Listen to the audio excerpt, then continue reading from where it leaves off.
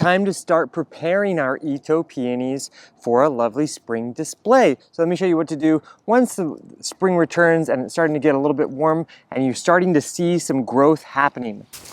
It's exceptionally easy. All we're gonna do is just do something like that. That's gonna help this area to warm up, and that should help it grow quickly for lots of flowers. It truly is a joy. We've seen some growth underneath this leaf litter. You move it away and it's just like magic. How gorgeous. And this is why we love our Itoh Peonies, because they do maintain that woody base. That is going to allow our plant to grow nice and upright and strong and sturdy. Now, as you can see on that Dawn redwood behind us, there are some fresh cuts along the trunk. We did move the limbs up to expose this bed to more sunlight so that our peonies will hopefully produce more flowers. I wasn't getting as many as I thought I should. This faces kind of like northeast, so it gets morning sunlight. Hopefully this year we have an improvement that we shall take note of further on in this video. Well, as you can see, it's growing really nicely. In fact, oh, I see the first flower bud just starting to form right here. That's amazing.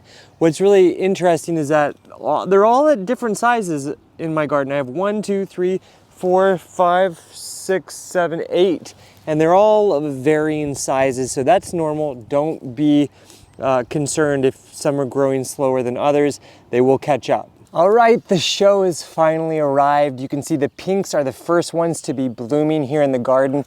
All of the other ones are budding up beautifully. This guy has 1, 2, 3, 4, 5, 6, 7, 8 flowers and buds growing on it right now. So I'd say this has been a successful season for our Itoh Peonies. Now, as our Itoh Peonies begin to finish flowering, it is important that we want to deadhead our old flowers.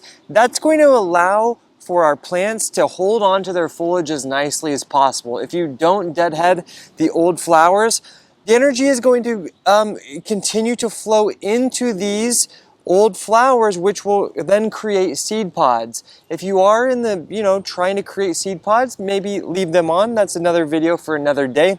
But for me, I will generally cut them off and I'll show you just how to do it. There's really nothing to it. We have our old flower. We're gonna travel down to where it meets the next leaf. And we're just gonna take our shears and chop it off just like that.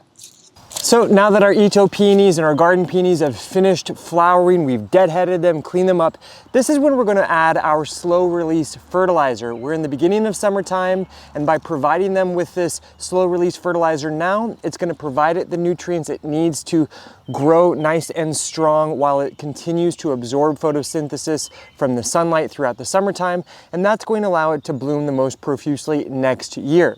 So I always buy big bags of bulk fertilizer, Osmocote, slow release blends.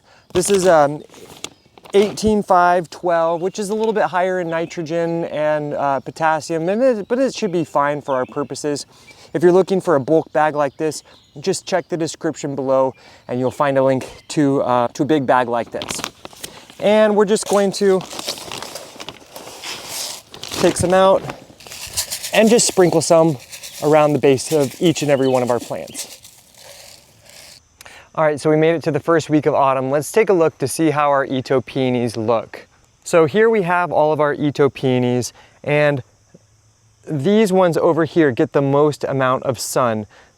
And as you can see, they look absolutely really lovely. They're starting, now that it's getting cooler, they're starting to lose a little bit of their luster. But as we move further this way in the bed, which gets much more shade, you'll start to notice that those ones don't look as good. So here, this one that gets really good sun all day looks great. Whereas as we slowly start to move down the food chain, they start to look a little bit more lackluster. Finally, with this one, which is underneath a lot of the shade of this river birch tree, it's really not looking that good. And so let that be an indication. If you get into the autumn time and your plants look like that last one, a little bit dilapidated, there's a good chance that it probably wasn't receiving enough sunlight. And that's also going to be indicated by a lack of flowers. You probably didn't get that much flowers. I didn't get nearly as much flowers on this one as I did on those ones that were in the sun over there, which is why I cut down some of the limbs from that tree. I probably either need to move this one or think about removing some of the branches up above. So I'll probably end up moving it.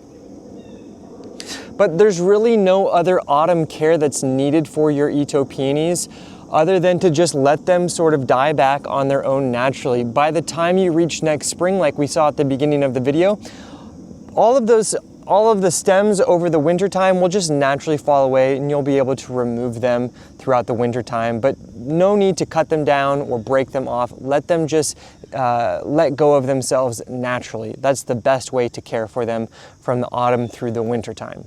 But regardless, I think they do retain a really nice form and structure in the garden, definitely compared to garden peonies, which really tend to sort of melt away during the real heat of the summertime. These ones definitely look much better. And with that, now you have seen a good look at Itoh peonies from the very beginning of the season all the way through summer and to the autumn, and really any sort of necessary care that should be taking place from one season to the next. If you are looking for some even more informative videos on Itoh peonies, how to get them planted, even more care, definitely check the description below, where I will paste some links to other videos that I have created all about growing Itoh peonies. Don't forget, subscribe to our channel, like the video. We have hundreds and hundreds of videos all about growing plants both outside and indoors. Anyways, thanks for joining me here on Plant Vibrations. I'll catch you next time. Ciao.